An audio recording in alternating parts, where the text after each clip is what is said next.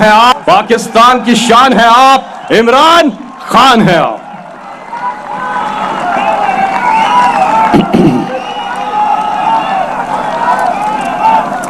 بسم اللہ الرحمن الرحیم. ایاک نعبد و ایاک نستعین.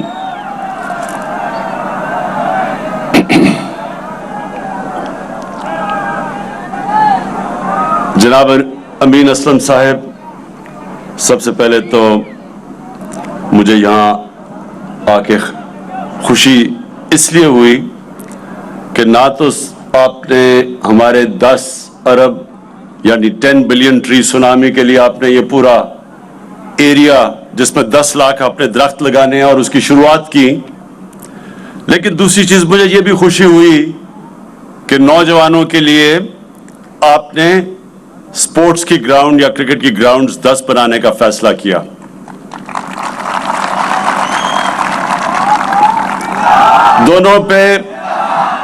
دونوں پہ میں پہلے بات کر دوں، پھر میں جو آپ نے اٹک کے لیے جو چیزیں آپ نے ریکویسٹ کی اس کے اوپر بات کرتا ہوں. سب سے پہلے تو جو درخت، میں کیونکہ وہاں نوجوان کھڑے ہیں، آپ کے لیے یہ بہت ضروری ہے سمجھنا، یہ جو ہم درخت لگا رہے ہیں یہ آپ کے مستقبل کے لیے اتنا ضروری ہے کہ آج آپ کو اندازہ نہیں. اس لیے ضروری ہے کہ پاکستان، اور ہماری بدقسمتی ہے، ان ممالک میں سے ہے وہ 10 ملک جو سب سے زیادہ موسم کی تبدیلی سے متاثر ہونے والے ہیں. ہم ان 10 ملکوں میں سے ہیں، اور موسم کی تبدیلی ایک جس کو کلائمیٹ چینج کہتے ہیں، جو کہ یہ گرین ہاؤس گیس کے ایفیکٹس کی وجہ سے دنیا میں موسم گرم ہو رہا ہے. اور پاکستان کیونکہ ان ملکوں میں سے ہے جدھر سب سے زیادہ متاثر ہوں گے ہم اس موسم کی تبدیلی سے، کلائمیٹ چینج سے، لہٰذا یہ آپ کو سمجھنا چاہیے کہ ہمیں ہر وہ چیز کرنی چاہیے کہ یہ جو موسم گرم ہو رہا ہے اس اپنے ملک میں اس کے اثرات ہم کم کریں. اور وہ ایک ہی طریقہ ہے کہ ہم پاکستان میں یہ جو 10 ارب درخت لگانے کا جو ہمارا پروگرام ہے اس کو آپ سب کامیاب کریں. آپ نے یہ جو درخت، یہ سارا علاقے میں جدھر 10 لاکھ، اس علاقے میں 10 لاکھ درخت لگیں گے، وہ میں آپ کے سامنے اب آپ سے یہ وعدہ لوں گا کہ آپ نے ان 10 لاکھ درختوں کی حفاظت کرنی ہے اور ہم آپ کو کھیلوں کی گراؤنڈیں بنا کے دیں گے. درخت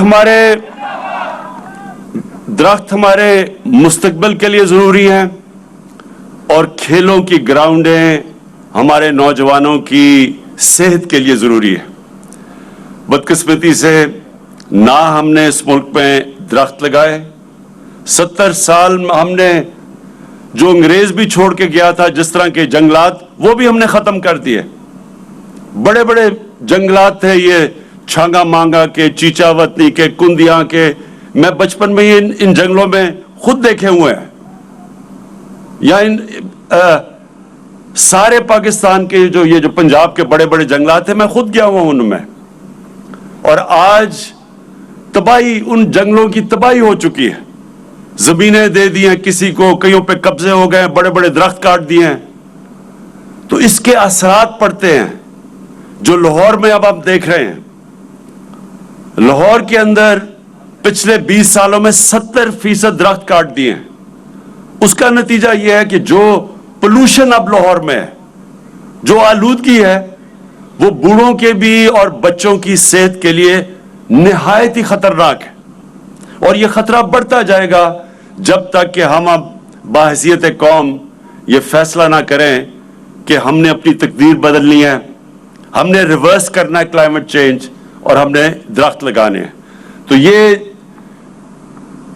درخت بھی یہاں لگیں گے، اور آپ کی 10 کرکٹ گراؤنڈ بھی ہم آپ کے لیے یہاں اس سارے علاقے میں بنائیں گے. تو اچھا سن لیں، اگر ہم نے یہ دیکھا کہ درخت آپ ان کی حفاظت نہیں کر رہے تو آپ کی ایک ایک کرکٹ گراؤنڈ کم ہونی شروع ہو جائے گی اور ادھر بھی درخت لگ جائیں گے. اس لیے آپ کے اوپر ہے. دوسری چیز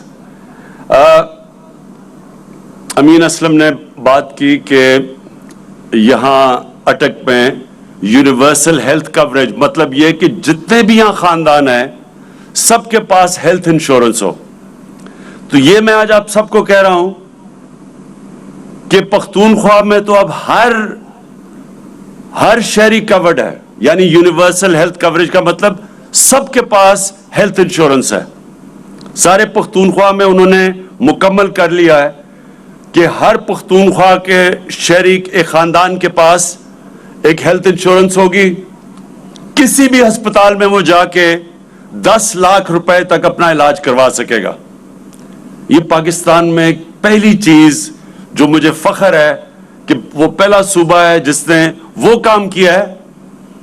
جو آج سے ہمارے بہت امیر ترین ملک، ہمارے سے زیادہ پیسے والے ملک، ادھر بھی یہ فیسلٹی نہیں ہے. اب پنجاب نے شروع کی یونیورسل ہیلتھ کوریج، اور انشاءاللہ اس سال کے آخر تک سارا پنجاب کور ہو جائے گا ہیلتھ انشورنس سے. اور مجھے اس لیے اس پہ فخر ہے کیونکہ میں نے جب شوکت خانم ہاسپٹل آج سے 35 سال پہلے شروع کیا تھا تو اس کی وجہ یہ تھی کہ مجھے پہلی دفعہ احساس ہوا کہ عام آدمی تو کینسر کا علاج، اس کے پاس تو کبھی پیسہ ہی نہیں ہوگا کہ کینسر کا علاج اپنا کروا سکے، کیونکہ کینسر کا علاج سب سے مہنگا ہے. تو وہ سوچ تھی شوکت خانم بنانے کی. اور پھر میں نے جب فیصلہ کیا کہ اللہ جب بھی اقتدار دے گا تو یہ میں نے ضرور کرنا ہے کہ کوئی بھی پاکستان میں کوئی بھی گھر ایسا نہ ہو کہ گھر میں بیماری ہو اور ان کو یہ فکر ہو کہ ہمارے پاس پیسہ نہیں اپنا علاج کروانے کے لیے. اور انشاءاللہ یہ سال کے آخر تک سارا پنجاب، پختونخوا میں تو سب کو یہ مل گئی ہے ہیلتھ انشورنس. اب سارے پنجاب کو انشاءاللہ سال کے آخر تک مل جائے گی. اب میں جو آپ نے باقی باتیں کی کہ ٹیکنالوجی زون یا ٹیکنالوجی زون بنائی جائے یہاں کامرا کے پاس، یہ بالکل آپ نے بات ٹھیک کی ہے. اور انشاءاللہ اس کے اوپر میں جاتے ساتھ ہی اپنا جو ہماری یہ جو ٹیکنالوجی زون اسلام آباد میں بن رہی ہے اور ہم 4 علاقوں میں بنا رہے ہیں، ہم انشاءاللہ کامرا کو بھی اس میں شامل کر لیں گے.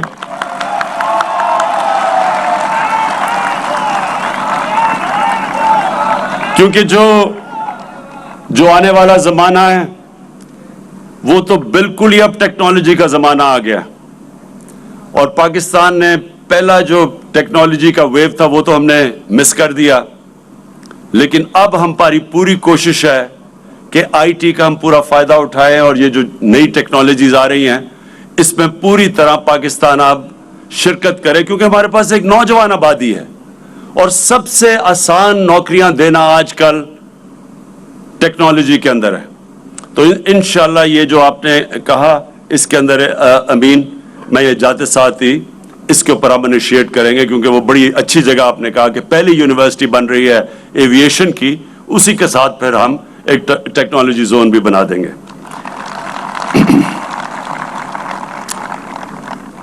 اور پھر آپ نے جو کوٹا جی لوکل وہ تو ہماری پالیسی ہے کہ جب بھی جس علاقے میں کام ہوتا ہے اس کے مقامی لوگوں کو سب سے پہلے نوکریاں ملنی چاہیے. تو یہ تو ہماری پالیسی ہے امین.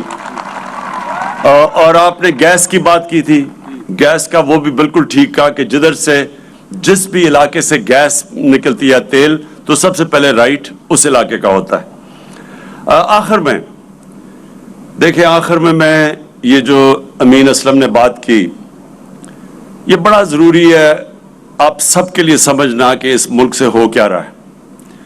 یہ جو ہمارے 30 سال اس ملک کے بڑے بڑے کرپٹ لوگوں نے، جن ڈاکوؤں نے اس ملک کے اوپر حکومت کی، انہوں نے صرف پیسہ نہیں چوری کیا، انہوں نے ہمارے ملک کی اخلاقیات بھی ساتھ تباہ کر دی.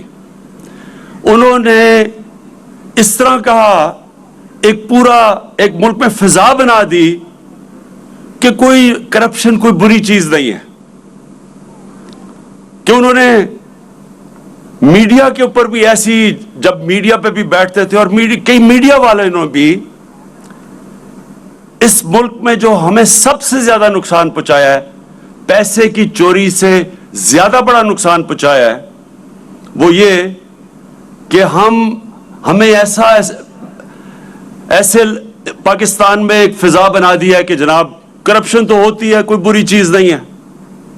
یہ میں آپ سب کو کہنا چاہتا ہوں کہ اگر آپ مجھے ایک مثال بتا دیں آج کہ ایک ملک خوشحال بھی ہو اور وہاں کرپشن بھی ہو, اور کرپشن کون سی, ملک کو کون سی کرپشن تباہ کرتی ہے,